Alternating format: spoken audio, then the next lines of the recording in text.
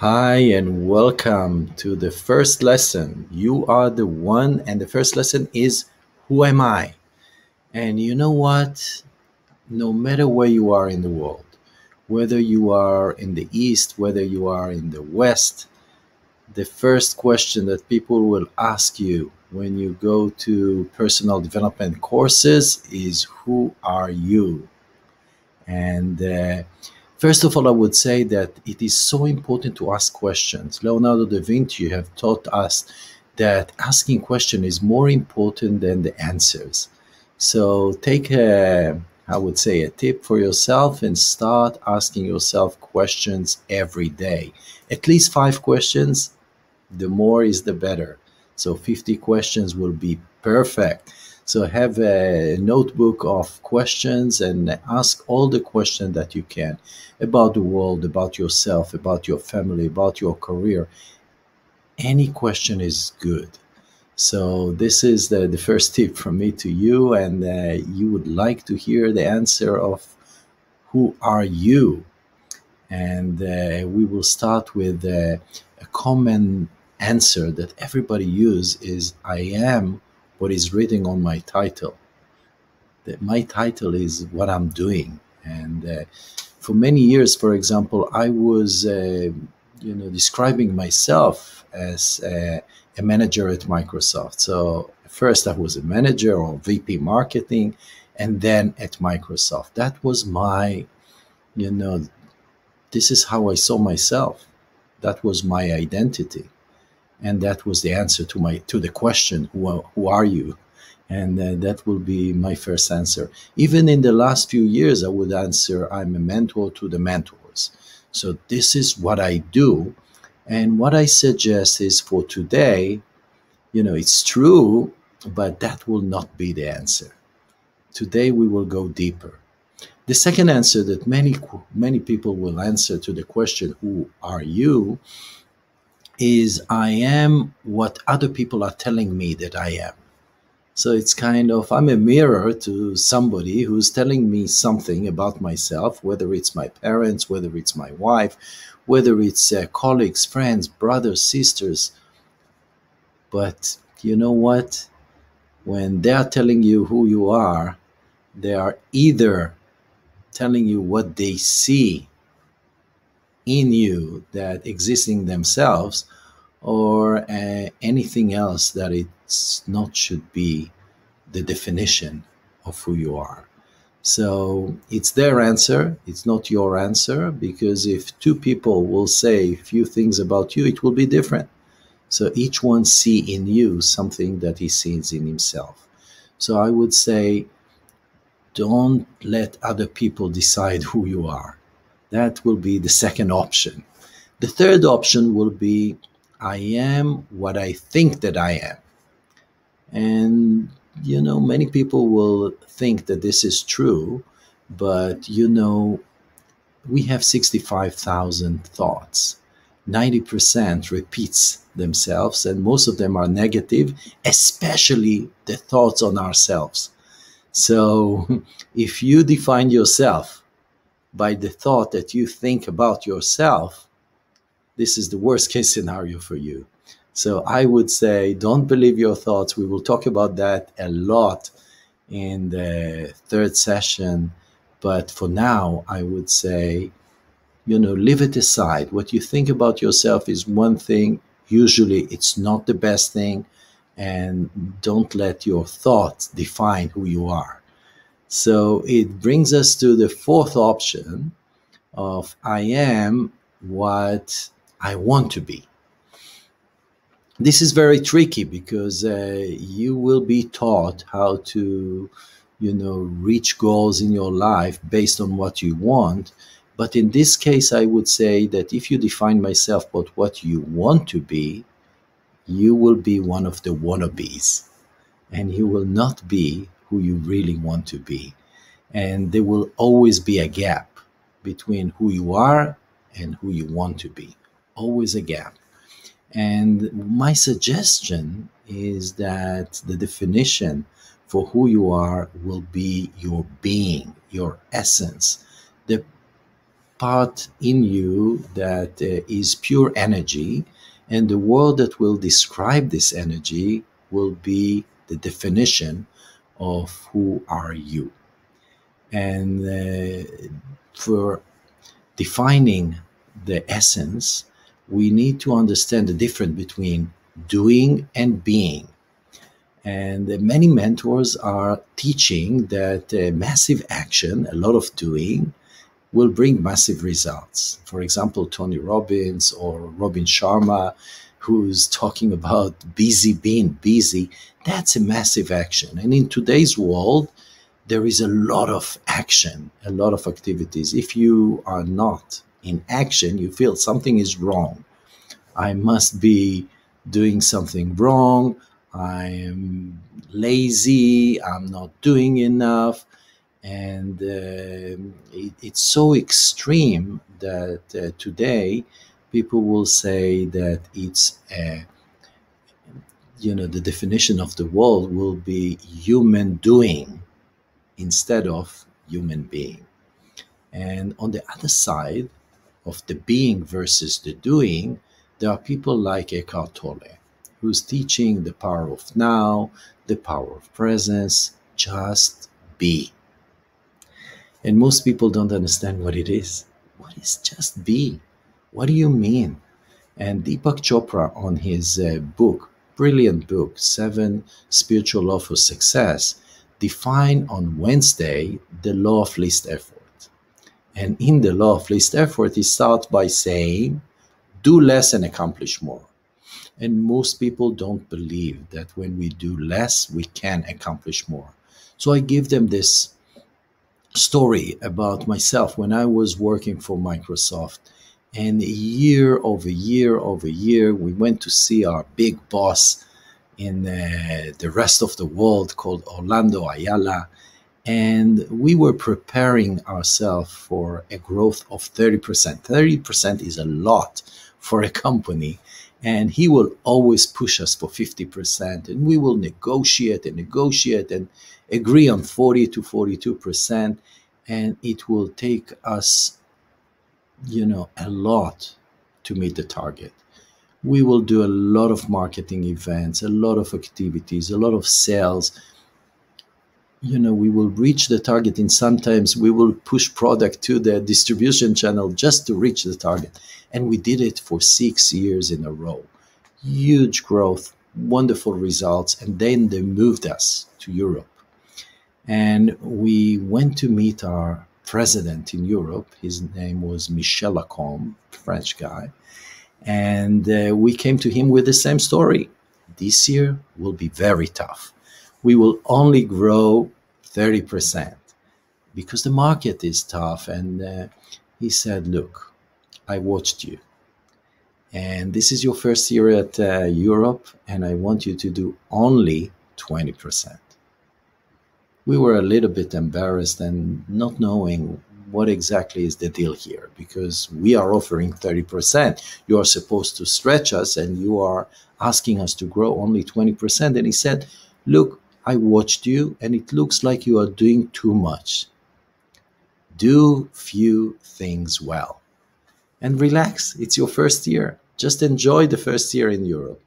So we went back with only 20% growth, also only 20% growth in our expenses. And, we did less. We started to think about what we are doing, and we did few things well. And at the end of the year, we came back to him, and we were embarrassed because our growth was 52%. Yes, 52% with doing less and accomplishing more.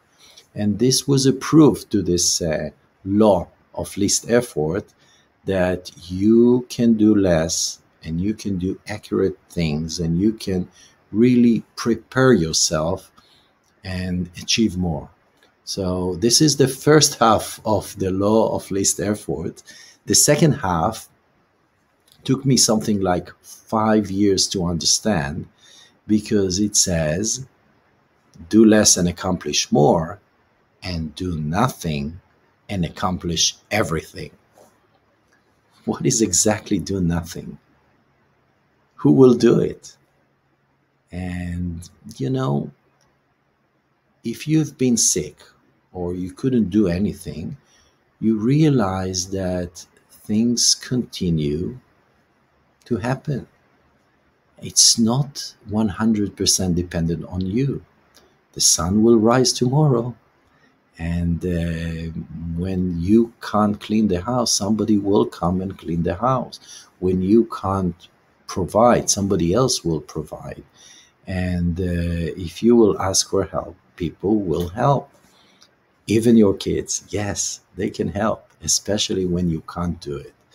So when you are sitting without doing, just being your essence, you will see that a lot will be done for you. You will see something that you never experienced, something called be doing, and it's a doing that is being done when you are in the being. So, how can you be in the being? It's a state of presence, it's a state of meditation. When you are meditating, you are in the pure being and you allow things to happen.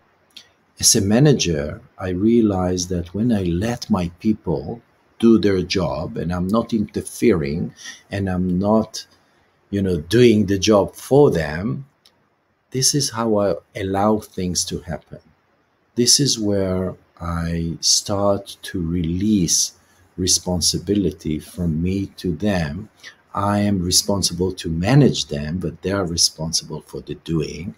And then I can be a manager and let them do, and I will see results really big time, much better than me doing everything for them. And this is only one example. And when we will connect to our being, we will see it in real for us. And for me, connecting to my being was a milestone in my life. It was after 5 years without seeing results at my company that I built, Coaching Interactive. Not seeing results means that it was not profitable and we didn't reach our vision to bring coaching to the masses. And before we connected to the essence of the company, we couldn't really, bring the fruits. We couldn't really become profitable. And we didn't know why. We were shooting all over and we were trying to bring the best platform, the best technology, the best partners. We worked with Deepak Chopra, we worked with Eckhart Tolle, we worked with Byron Katie, we worked with Robin Sharma, we worked with everyone. But we couldn't bring coaching to the masses. And only when we did this work of the essence of the company with Tim Kelly, we managed to break through and achieve results. So, how did we do it? In each and every one of us, there is a part that knows the answer to this question and to many, many, many other questions. And this part, I can call it a trusted source. I can call it the part that knows. I can call it intuition. I can call it my heart, my belly, whatever. But we all have it. We all have this part within us. And our goal is to reconnect to this part and to ask the question. The first question, who am I? And when we will ask the question, the answer will pop up. And it could be that in the beginning, we will have something like blank, nothing, no answer will come. So if this will happen, what I suggest is that we will bring the answer from our mind. Trust the process, it will work. But first, First shot is to go for the intuition, to go to the parts that knows the answer, to the trusted source. If there is no answer, go for your mind, to the head, and he will give you the answer. Don't worry. The third option is kind of unique. If both will not bring the answer, invent the answer.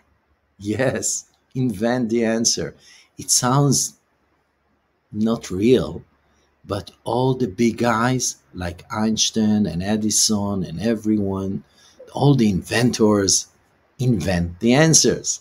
And then they had the formula and the whole thing. But this is kind of downloading. This is kind of connecting to an inner part that exists in you that can either invent or give you the answer or logically bring it on.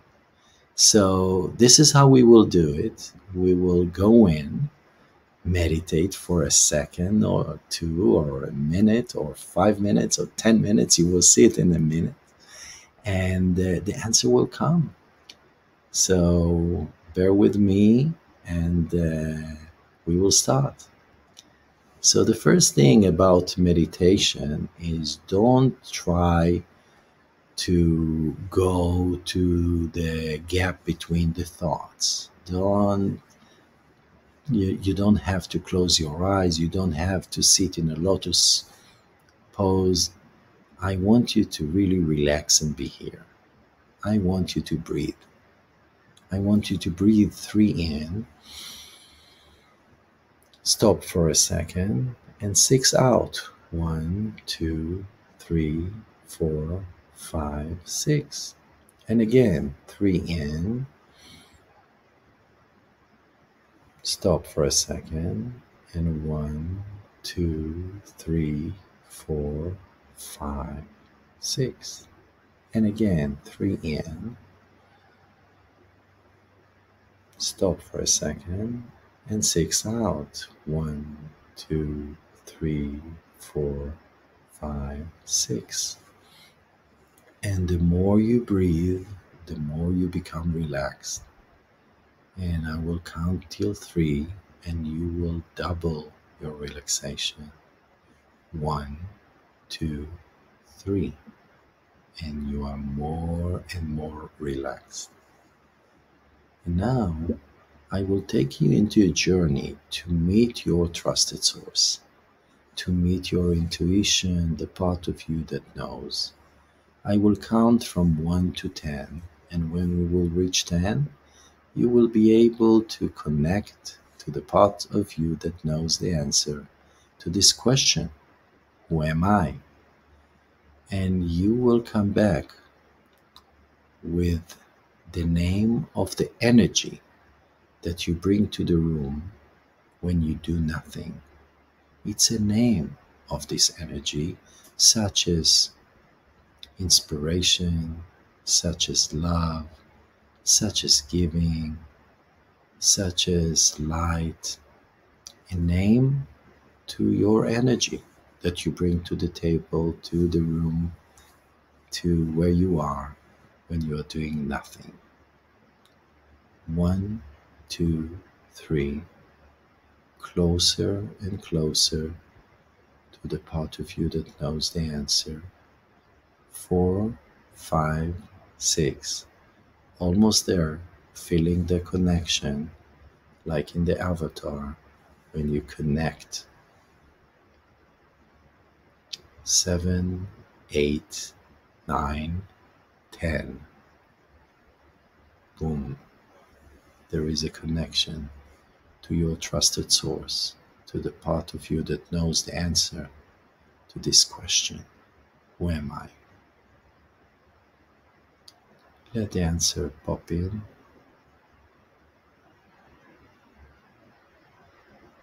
You will remember the answer.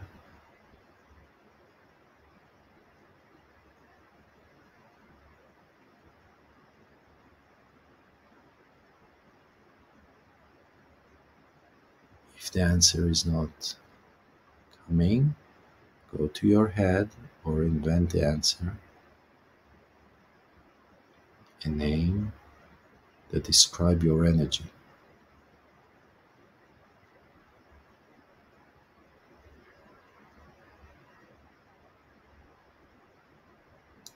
You can thank your trusted source, the part of you that knows the answer, that gave you the answer, or your mind, or the inventor within you.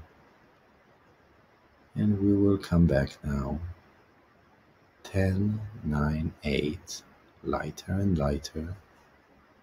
7, 6, 5, coming closer to here and now. 4, 3, 2, 1.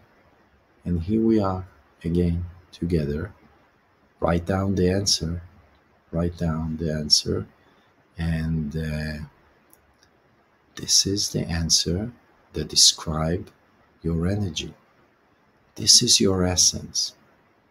For me, it was inspiration, and I got it in 2009. What is it for you? Write it down right now. The answer to the question, who am I? The energy that I bring to the room is also the description of how you can experience your being by just sitting and repeating this word, or just saying, I am inspiration, or I am love, or I am light. Do it now for a minute or two. I am your essence. Yes.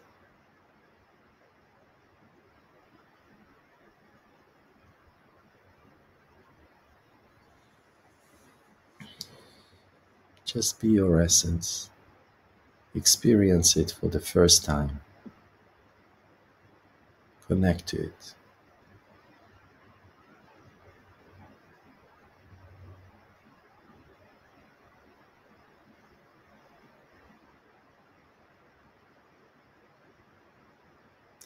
Everything that we will do in this course, You Are the One, is built on this essence.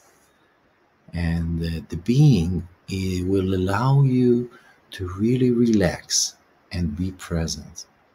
And when you are present, it makes a huge difference.